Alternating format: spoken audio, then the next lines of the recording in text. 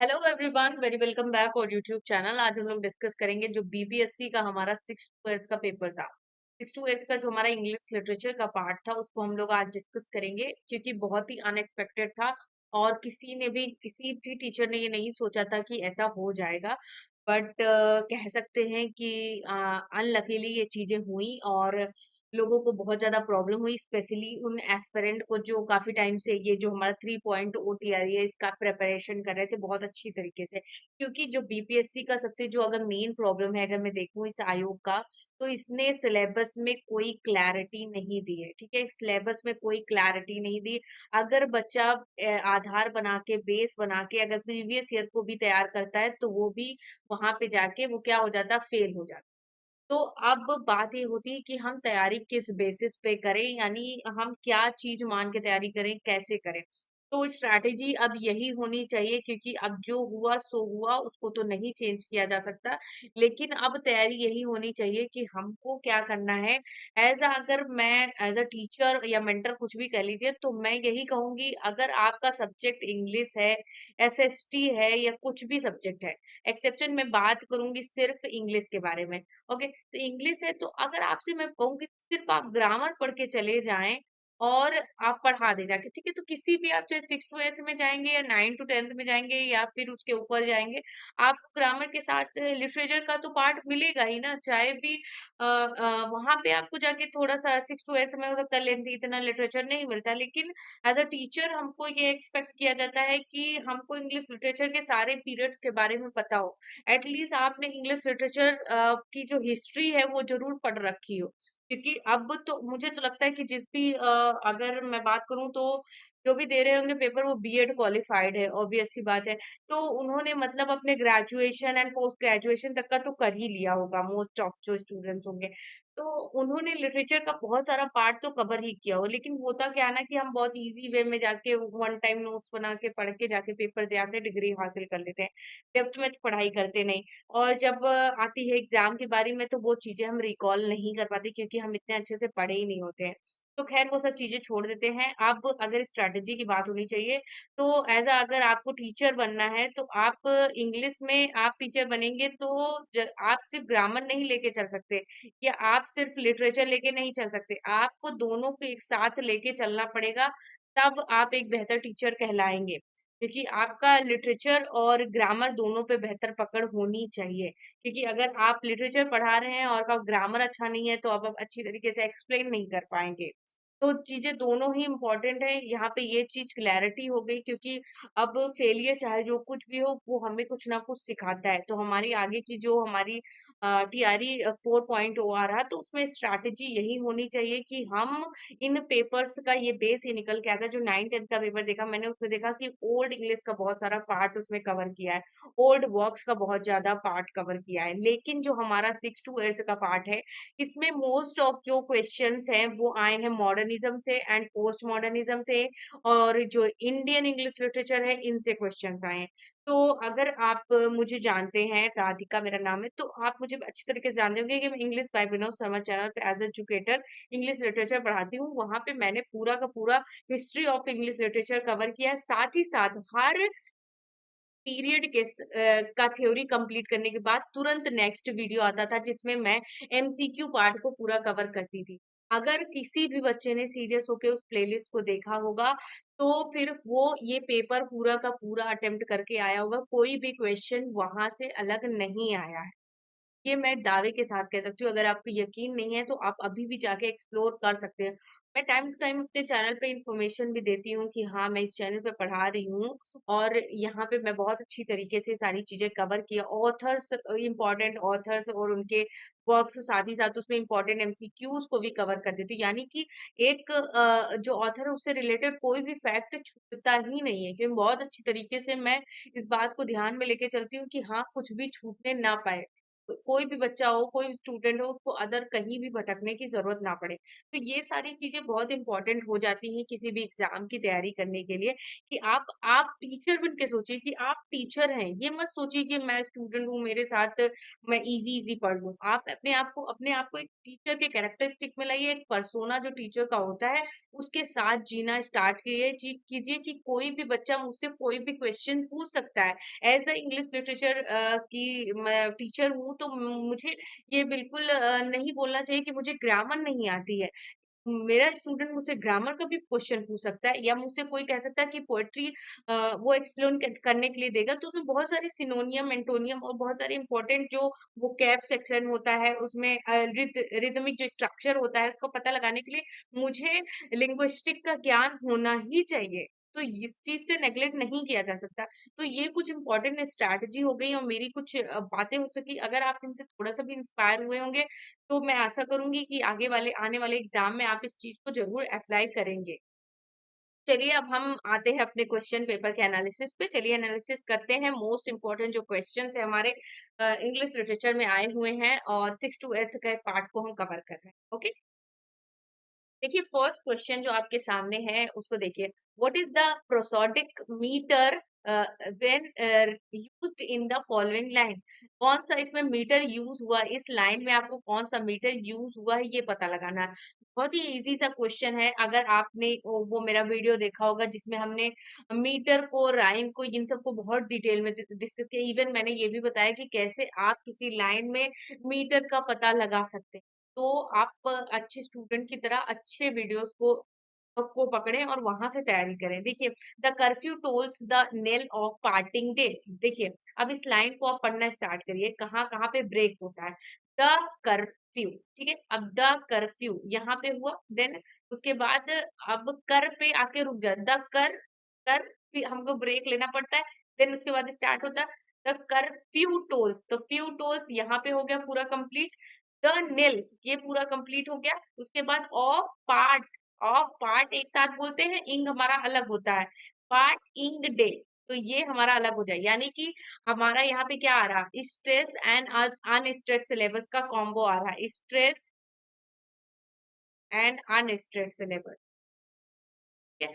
तो ये जो पैटर्न होता है ये किसमें होता है, हमारा आयम्बिक पेंटामीटर में।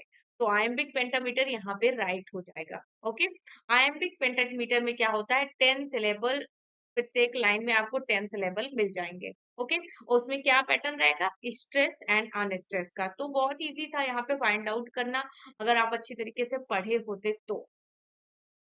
नेक्स्ट क्वेश्चन यहाँ पे देखिएगा।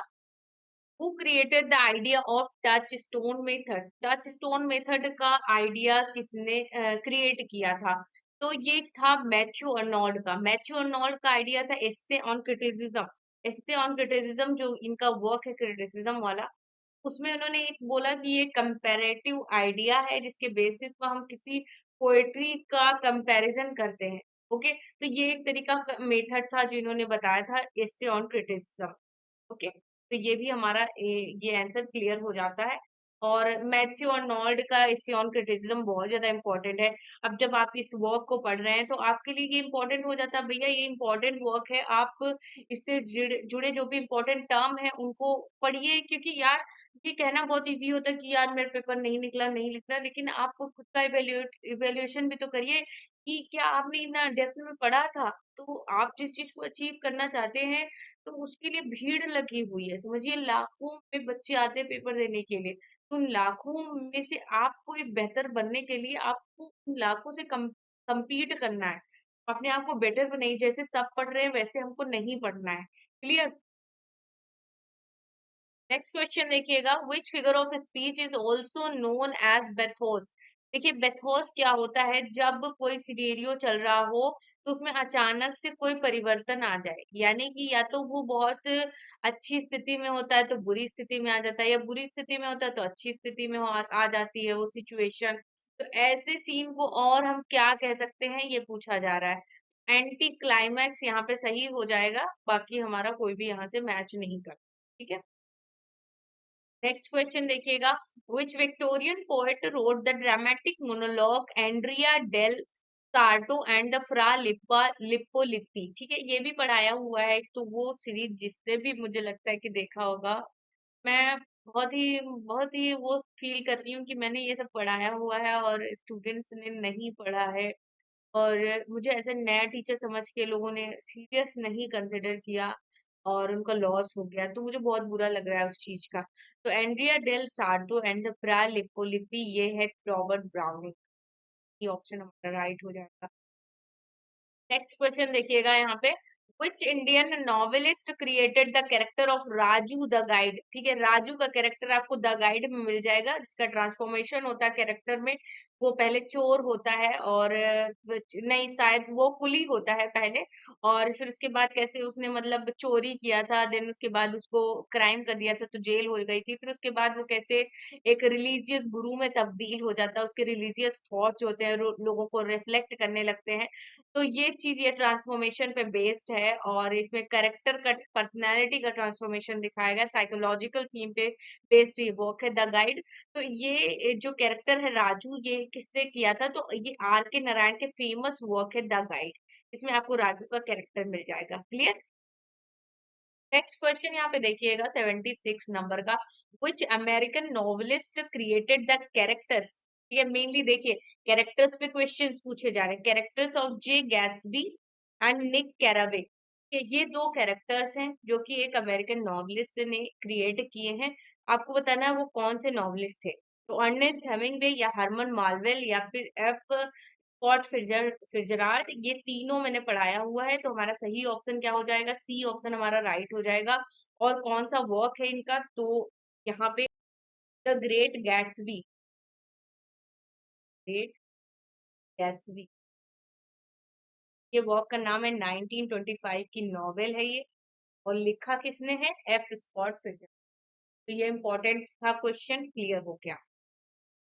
नेक्स्ट क्वेश्चन देखिएगा यहाँ पे 77 नंबर का, which English romantic poet wrote the following lines in Xanadu did Kubla Khan a pleasant pleasure dome decree, ठीक है। अब देखिए कुबला खान, यहाँ पे नाम ही आ गया है, और कुबला खान फेमस वर्क किसका है, S T Coleridge, Samuel Taylor Coleridge का है, बहुत अच्छी तरीके से सैमुअल टेलर कॉलरीज और विलियम वर्ड्सवर्थ, इन दो जो कीट्स हो गए, ठीक है, पीबी सैली हो गए, और इन सबको तो आप रोमांटिक पीरियड में नेग्लेक्ट ही नहीं कर सकते, इनके इंपॉर्टेंट वर्क्स को तो आपको पढ़ना ही है। और मेनली इंपॉर्टेंट वर्क्स जो हमारा जो एसटी कॉलरीज का है, कुबला खान हो गया, rhyme of the ancient mariner हो गया, और भी इनके एक दो इंपॉर्टेंट वर्क्स हैं जिनसे क्वेश्चंस आ जाते हैं।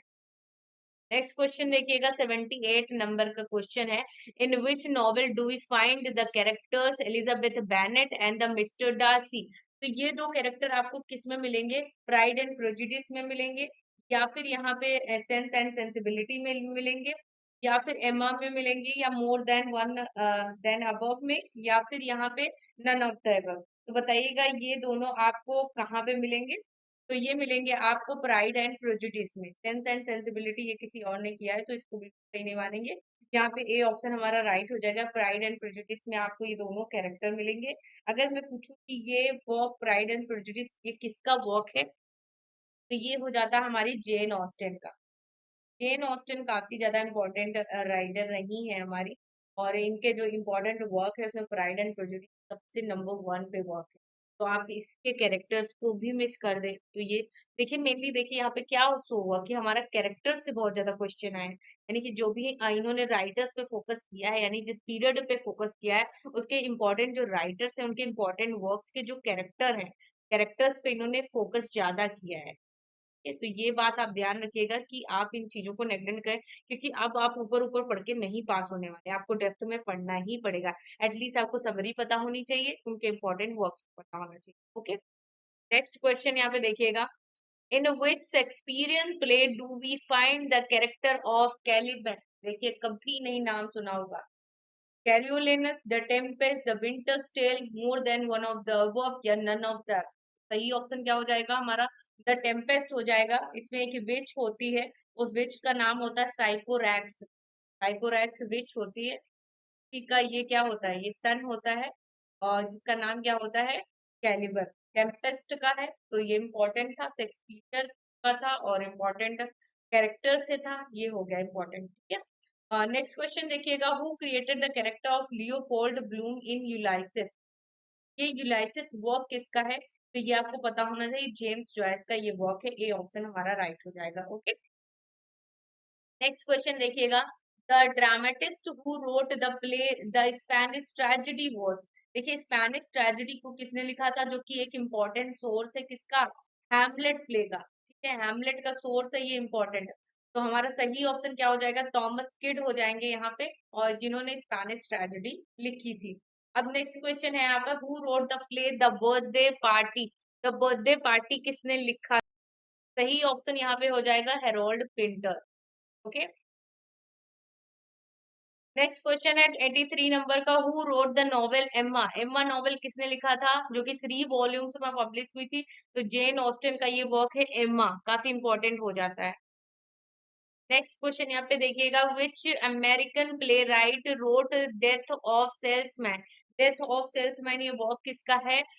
यहाँ टेनिस विलियम्स का, या फिर आर्थर मिलर का, या फिर व्लादिमीर नबोक का, या फिर more than one of the above, या नन ऑफ द अबव। तो सही ऑप्शन क्या हो जाएगा, आर्थर मिलर यहाँ पे राइट हो जाएंगे।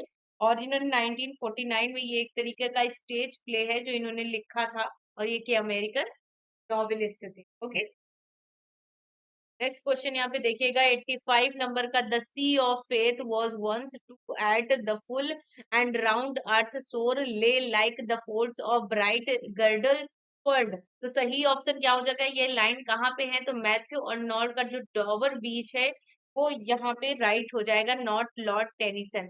लॉर्ड टेनिसन से इसका कोई मतलब नहीं। रॉबर्ट मैथ्यू और नॉर्ड का जो डॉवर बीच वर्क है, ठीक है, डॉवर बीच वर्क है, इसमें आपको ये लाइंस मिलेंगी।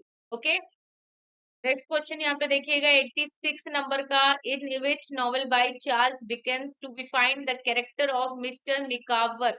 मिस्टर मिकावर जो है ये कैरेक्टर आपको जो चार्ल्स डिकेंस है इनके किस नॉवेल में मिलेगा? डेविड कॉपरफील्ड, या Great Expectation, the Pickwick Papers, या फिर more than one of the above, या नन ऑफ द अबव। तो सही आंसर क्या हो जाएगा, डेविड कॉपरफील्ड यहाँ पे राइट हो जाएगा, ए ऑप्शन।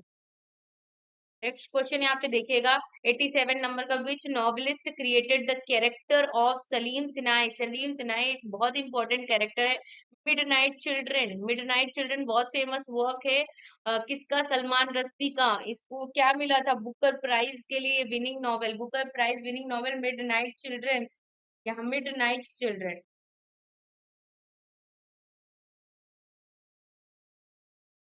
इसके लिए इन्हें ये क्या मिला था, बुकर प्राइज मिला था। तो इसका तो क्वेश्चंस अगर आ भी जाता है तो कोई सरप्राइज होने की जरूरत नहीं है, क्योंकि अगर इंडियन पार्ट्स इन्होंने उठाया सलमान रश्दी का, तो इम्पोर्टेंट वर्क उठाया, कोई ऐसा वैसा वर्क नहीं उठाया है।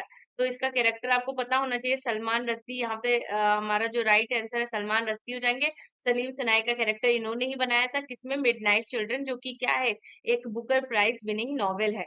ओके, नेक्स्ट क्वेश्चन 88 नंबर का, what was the pseudonym of Charles Dickens. Pseudonym का मतलब होता है कोई निकनेम किसी इंसान का हो तो उसको स्यूडोनियम बोलते हैं। तो चार्ल्स डिकेंस का स्यूडोनियम क्या था? बॉज, यहाँ पे राइट हो जाएगा। करर बेल जो है ये शार्लोट ब्रॉन्टे का, शार्लोट ब्रॉन्टे का।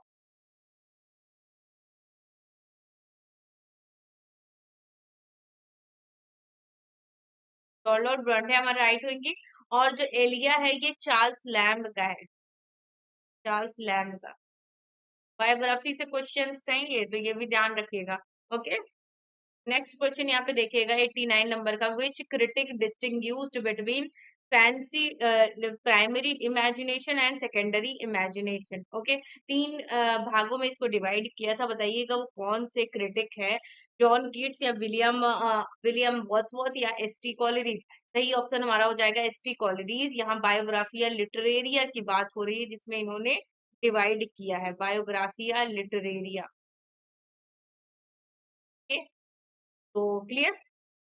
नेक्स्ट क्वेश्चन यहाँ पे देखिएगा, 90 नंबर का है, which author created the line elementary my dear Watson. तो एलिमेंट्री माय डियर वॉटसन जो ये वर्क है, ये जो फ्रेज है, ये किसने क्रिएट किया है? तो एडगर एलन पो, या अगाथा क्रिस्टी, या अर्थर कॉनन डॉयले, या मोर देन अ वर्ब, या फिर one none of the above. तो सही आंसर क्या हो जाएगा, यहाँ पे सी ऑप्शन हमारा राइट हो जाएगा, अर्थर कोनन डॉयले ने। और ये किसको एट्रीब्यूट है? एट्रीब्यूट है ये शर्लॉक होम्स को, शर्लॉक होम्स। ओके। और क्रिएट किसने किया है? आर्थर कॉनन डॉयल ने। ओके। नेक्स्ट क्वेश्चन यहाँ पे देखिएगा 91 नंबर का, but at my back I always hear time's winged chariot hurrying near the lines are taken from the poem to his coy mistress, या फिर द गुड मोरो, या फिर the pulley, more than one of the above या none of the above. सही answer क्या हो जाएगा हमारा यहाँ पे? एंड्रियो मार्वेल का ये जो फेमस पोएम है, to coy his mistress, Andrew marvel.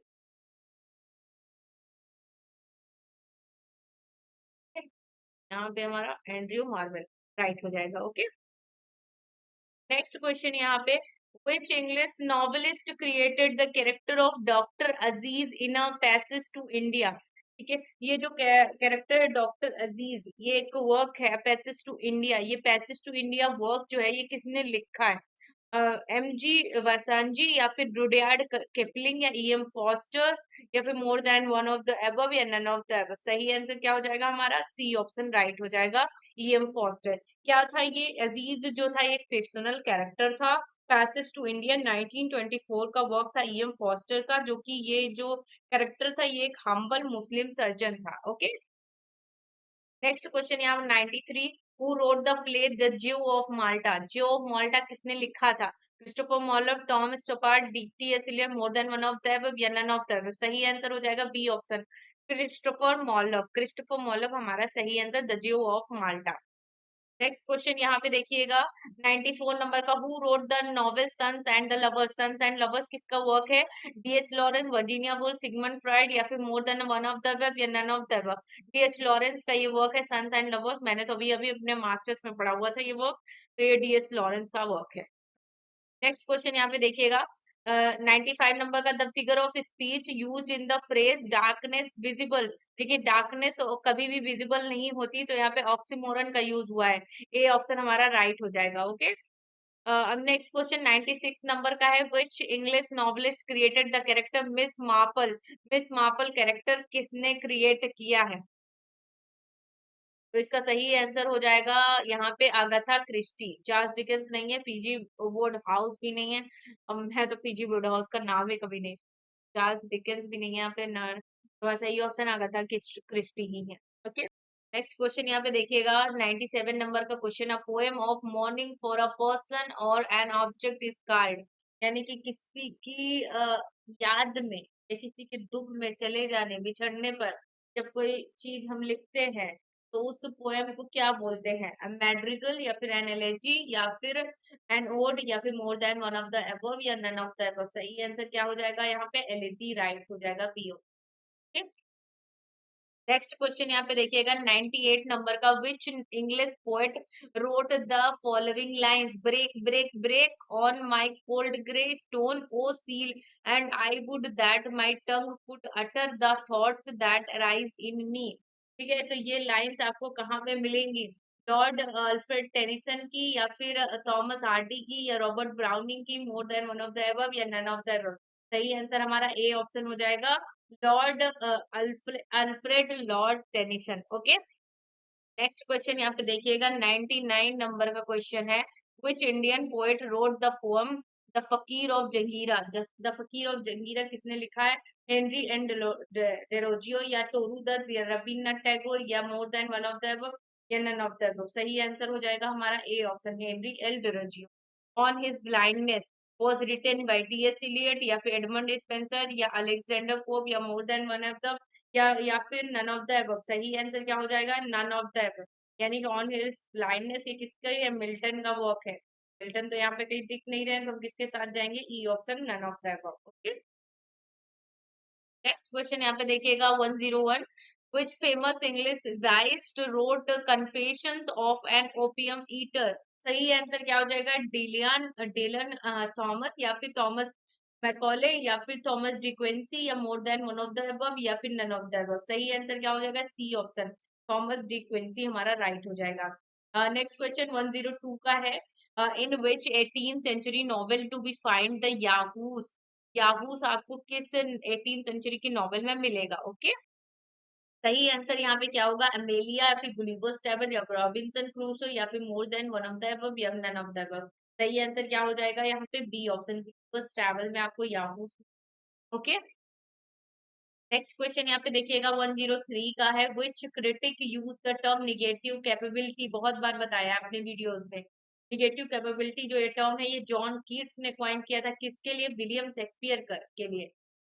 William Shakespeare के लिए इन्होंने ये टर्म को कॉइन किया था। ओके, ये तो बहुत इजी क्वेश्चन आ गया था। The line it is it tale told by an idiot full of sound and fury signifying nothing are taken from the play. ये बताइएगा, ये जो लाइन है आपको किस प्ले में मिलेगी? किंग लियर में, हैमलेट में, या मैकबेथ, या more than one of the above, या नन ऑफ द अबव? बताइएगा। यहाँ पे सही आंसर हो जाएगा मैकबेथ। ये मैकबेथ की स्पीच थी, मैकबेथ के प्ले में मैकबेथ ने स्पीच। नेक्स्ट क्वेश्चन यहाँ पे देखिएगा 105, who is the author of the novel Lord of files. Lord of files जो ये इसके ऑथर कौन है? मार्गरेट अटवुड या फिर थॉमस हार्डी या विलियम गोल्डिंग या more than one of the above या नन ऑफ द अबव? सही आंसर हो जाएगा यहाँ पे विलियम गोल्डिंग। सी ऑप्शन हमारा राइट हो जाएगा। देखिए, मोस्ट ऑफ जो क्वेश्चंस है वो हमारे ग्रेजुएशन एंड पोस्ट ग्रेजुएशन में जो वर्क्स हमने पढ़े हुए हैं वहां से भी आए हुए हैं, मैं ऐसा समझ पा रही हूँ। ओके, देखिए, अगर मैं अब एनालिसिस करती हूँ कि पेपर कहाँ-कहाँ से पूछा गया है, तो यहाँ पे आपको ध्यान रखने की बात ये है कि सबसे ज़्यादा जो क्वेश्चंस पूछे गए हैं, वो mainly modernism and post modernism,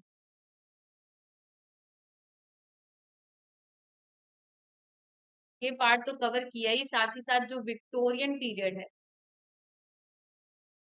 वो कवर किया हुआ है, ठीक है? इंडियन इंग्लिश लिटरेचर,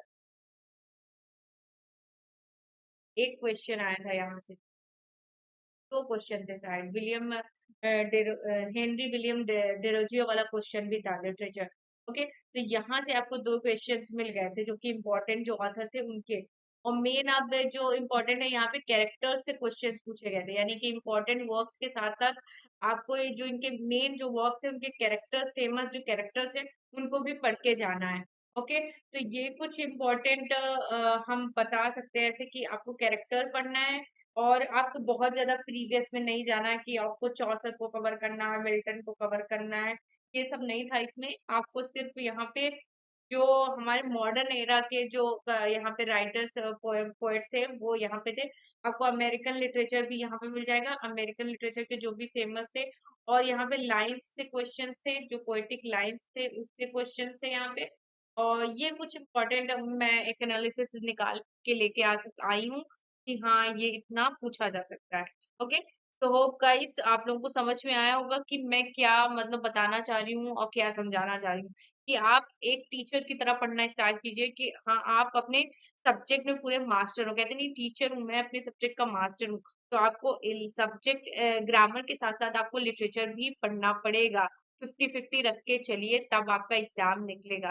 किसी एक चीज को हम पूरी तरीके से नेग्लेक्ट नहीं कर सकते। Okay, so thanks for watching, मिलते हैं नेक्स्ट वीडियो में, बाय बाय।